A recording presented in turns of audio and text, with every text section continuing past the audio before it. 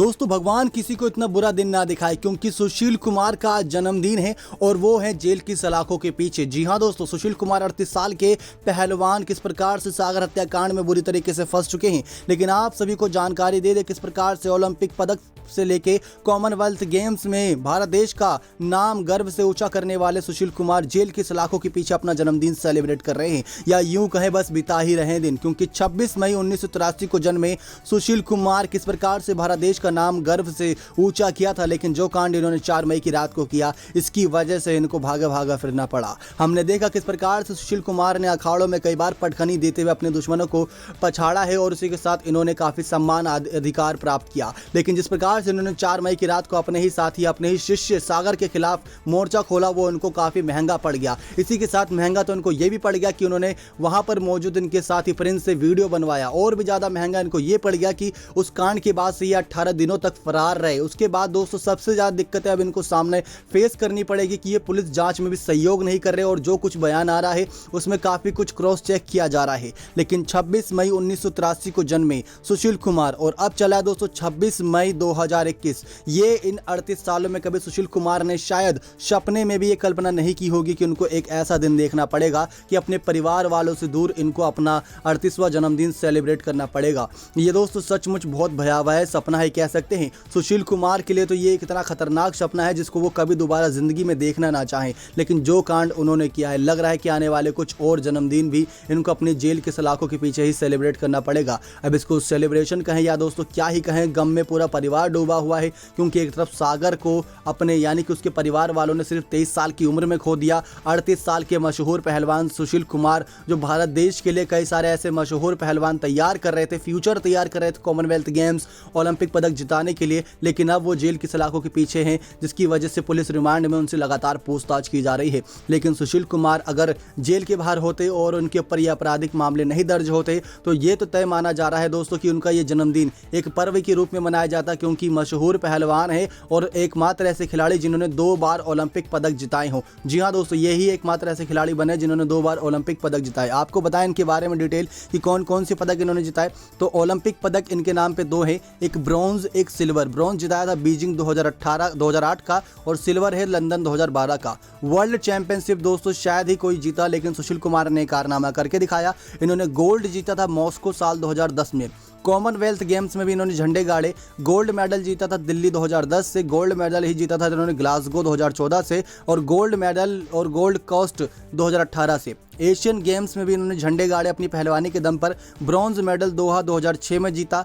Asian championship में दोस्तों 4 बार इन्होंने अपना नाम ऊंचा करवाया, सर गर्व ऊंचा करवाया, क्योंकि ब्रॉन्ज, सिल्वर, ब्रॉन्ज और गोल्ड, यानी कि नई दिल्ली 2003 में ब्रॉन्ज जीता। सिल्वर मेडल इन्होंने बिश्केक 2007 में और ब्रॉन्ज ही जेजू आइलैंड 2008 में, और गोल्ड इन्होंने नई दिल्ली 2010 में जीता था। इसी के साथ दोस्तों पूरा देश इनको शुभकामनाएं तो देता, लेकिन अब जो कुछ भी इन्होंने किया वो शायद शुभकामनाओं वाला काम नहीं है। क्योंकि पहली बड़ी गलती तो उन्होंने ये की कि 4 मई की रात को अपने ही शिष्य के साथ जो कुछ भी किया वो शर्मसार करने वाला था। चलिए माना यहाँ पर सब क्लियर है, लेकिन उसके बाद से ये फरार थे।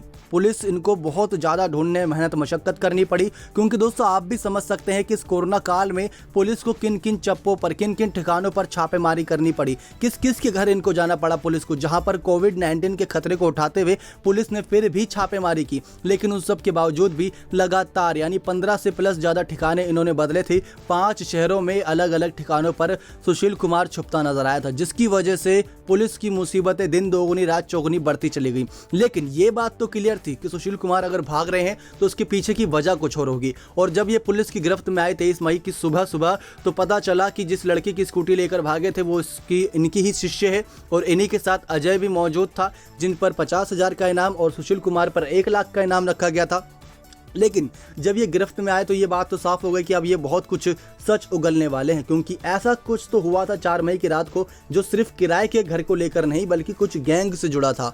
तो जब पुलिस के हाथ लगे तो दोस्तों गैंग से जुड़े सारे कह सकते हैं कि बाद एक परत दर परत मामले सामने आते लगे, जहां पर काला जठड़ी गैंग, नीरज बवानिया गैंग, जो एक से एक मशहूर छटे हुए कह सकते हैं बदमाश गैंगस्टर है, जिनके खिलाफ पुलिस ने एक समय पर 5 लाख तक का इनाम रखा हुआ था पकड़ने वाले को, और जो भी पकड़ेगा, जो इनका नाम बताएगा कि कहाँ छुपा हुआ, उनमें 5 लाख का इनाम रखा हुआ था।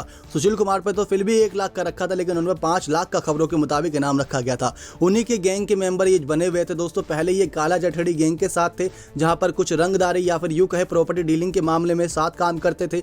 लेकिन जब इनकी अनबन होना शुरू हो गई तो बीते 2-3 महीनों से ये उनके संपर्क में नहीं थे। लेकिन सुशील कुमार ने कुछ अपना अलग ही रंग दिखाया। लेकिन आपको बता दें, काला जठेड़ी ने कुछ ऐसी इनके सामने पेशकश रखी थी कि हरियाणा, दिल्ली, मेरठ के आसपास की खबरों के मुताबिक जो टोल नाके हैं वो सारे काला जठेड़ी के हिस्से में आ जाए, और जो भी उनसे अच्छी खासी कमाई होती है वो सारा प्रॉफिट काला जठेड़ी के पास जाए। जो दुबई में समय मौजूद है दोस्तों, वो अभी भी फरार है काला जठेड़ी। तो आप सोच सकते हैं वो कितना, कह सकते हैं, गैंगस्टर बड़ा है। उसके साथ जब काला जठेड़ी के साथ यहाँ पर हाथ मिलाने से मना कर दिया सुशील कुमार ने, तो इन्होंने नीरज बवाना से हाथ मिला लिया, जो इस समय जेल की सलाखों के पीछे। एक समय पर उस पर 5 लाख का इनाम रखा गया था, लेकिन जब पकड़ा गया तो उसको जेल की सलाखों के पीछे डाल दिया। वो अपनी गैंग को जेल से ही चला रहा है, और जेल में ही उसकी इतनी पहुंच है कि वह आराम से सब कुछ काम कर सकता है। लेकिन उसके बावजूद सुशील कुमार ने उनसे अपना हाथ मिलाए रखा।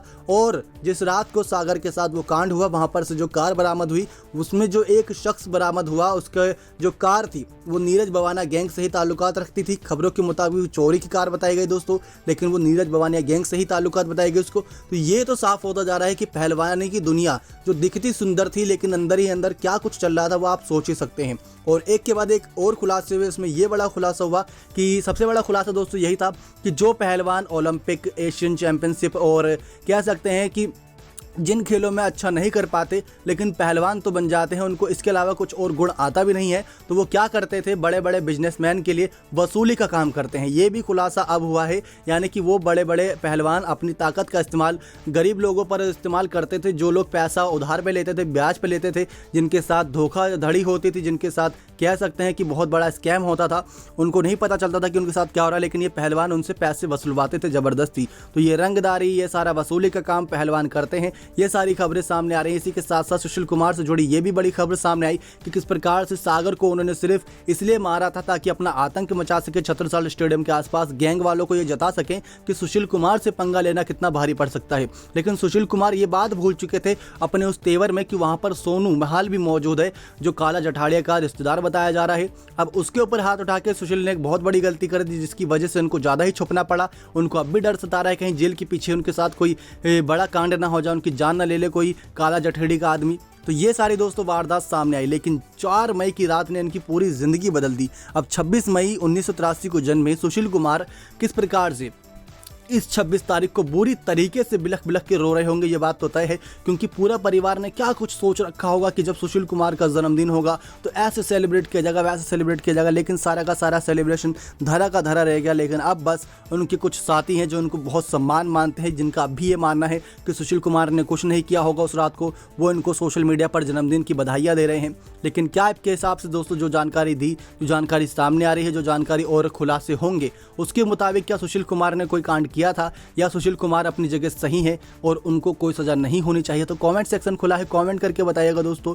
और सुशील कुमार केस से जुड़ी हर लेटेस्ट, हर छोटी बड़ी अपडेट को जानने के लिए चैनल सब्सक्राइब कर बने रहेगा हमारे साथ। नेक्स्ट 9 स्पोर्ट्स की रिपोर्ट।